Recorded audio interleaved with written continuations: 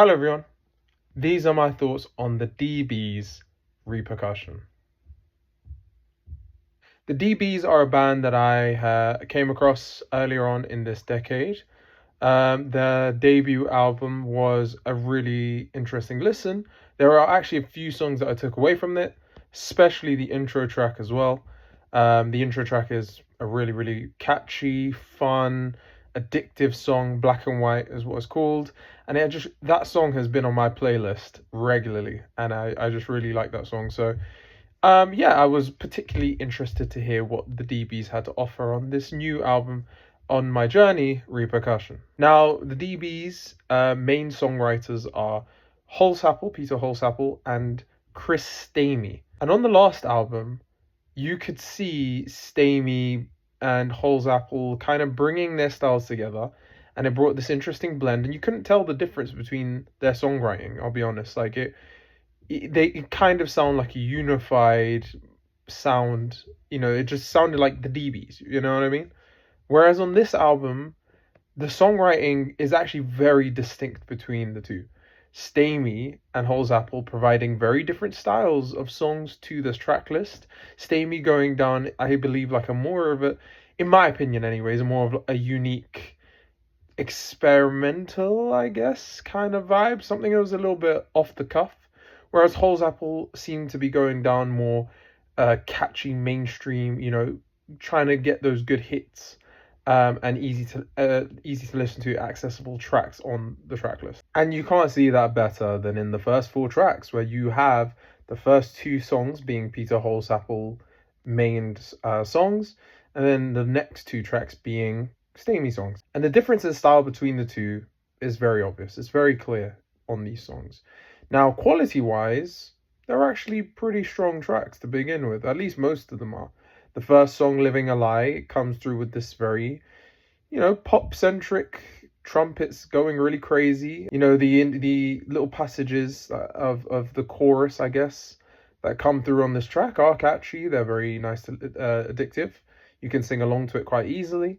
I don't think there's, that much grabbing me to that song necessarily. However, it's easy to listen to. I can understand how somebody might listen to that track and say, you know what, sounds like a track I can listen to on the regular. Then you have the next track, which is more up my alley, and I think I took out a lot away from. We Were Happy there. It was actually kind of eerie and a little bit unique for Holsapple. It's like this kind of weird, I guess, like a little percussion, this synth percussion that's kind of like hitting in the background. It sounds a little bit weird, a little bit eerie, but it's quite catchy. It's quite addictive to sing along with. The chorus is a lot more solidified and a lot more clear on this track. It's not as the songwriting is a lot stronger, in my opinion, on this track than on Living a Lie. Then you have the next two tracks by Stamey, which become a lot softer, a lot more gradual. They're not as heavy on the instrumentation as the first two tracks were.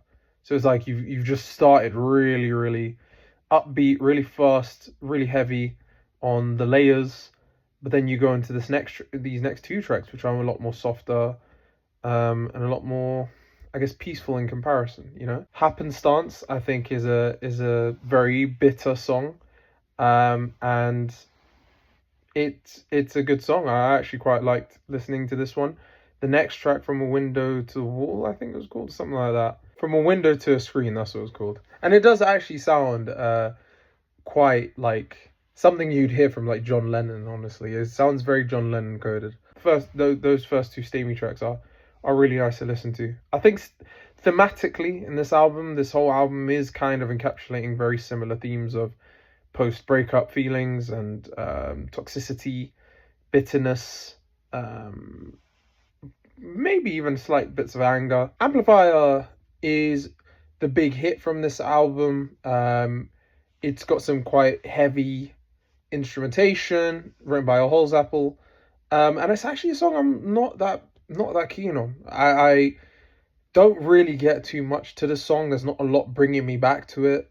Doesn't have that much in terms of substance either. It's It's really not a song I'm a big fan of, to be totally honest. But I know it's the popular song from this album, so I don't know. But I might be missing something here, but I don't know. It's just not really doing much to me. In fact, the next track is a lot more interesting in my opinion. Stamey's Ask for Jill is very hypnotic, almost jittery instrumentation. And yeah, I think this one also substance wise doesn't do much. I think it's got some kind of it's got like a kind of catchy repeating refrain of Ask for Jill. But I think the reason why that he could get away with that is because the instrumentation is so like hypnotic, so almost psychedelic.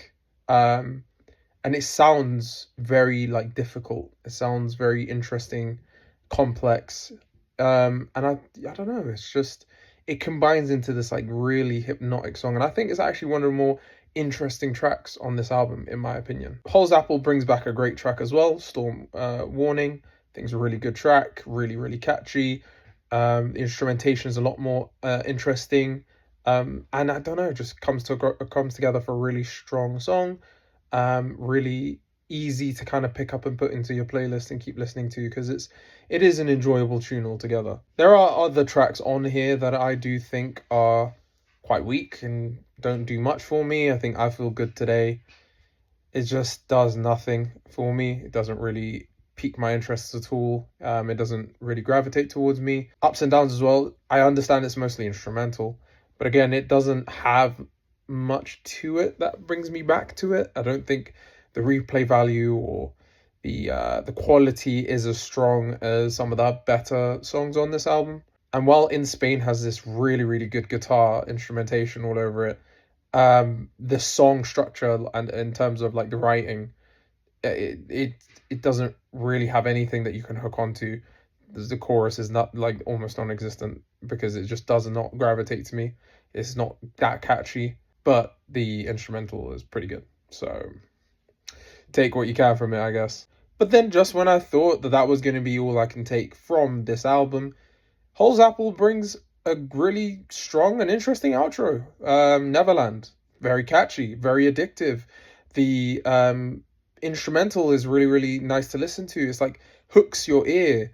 It's just a great track. And it's actually probably my favorite song on this album. I really do enjoy Neverland. It's simple. It's nothing complex. It's a simple track, both songwriting wise and in terms of the risks they take on the track. It's not heavy on the risks, but it is addictive. It's that classic DB sound that I was hoping for because I loved Black and White so much. This song kind of scratches a very similar itch that unfortunately a lot of the other songs on this album did not do. And that's not to say that that's a bad thing, because they did kind of take different lanes on this album, different I guess ideas than they did on Black and White. But still, we got one track that kind of sounds like that, and I love that, and I'm happy with that. So thank you, DBs. Overall, I think this is a decent entry into their discography. I think I still prefer the debut. However, it's not a complete dud of a follow-up. I think it's solid. I don't think there's anything that interesting on it. I don't think they took any risks to really make them stand out above some of the other albums I've been hearing around this time period. But it's still an enjoyable listen. I think if you are intrigued by things like 80s pop, power pop, or even like new wave to some extent, then I think you should check out the DBs, check out this album. And I do know that some people might probably prefer this album to the debut, because I do see a little bit more consistency on this album than I do on the debut. The debut does have some songs that I really don't like. I really don't like, but I just think that the high points on the debut are better for me personally. Overall, I'm going to give this a C+. I think it's solid. I think it is slightly above average, because there is the low points aren't that low.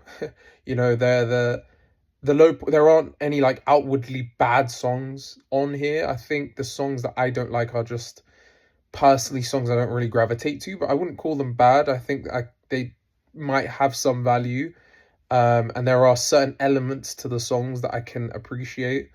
But I think the high points don't really match the levels of the first album. And I do think that generally speaking, it is just a solid entry, nothing more than that. And I don't think that there would be that much of an impact on the what's to come, but who knows? I might be wrong. But either way, yeah, I think C plus is a fair grade. Of course, as always, please let me know what you think. Please let me know if you enjoyed it. I'm really intrigued to hear people's thoughts on these albums that I'm giving reviews to, because it's good to share this journey together, as I keep saying, and I really hope that people do come on this journey with me and really check out all the albums of the past, because they're there for a reason. Well, yeah. Anyways, thank you so much for watching. Until next time, bye.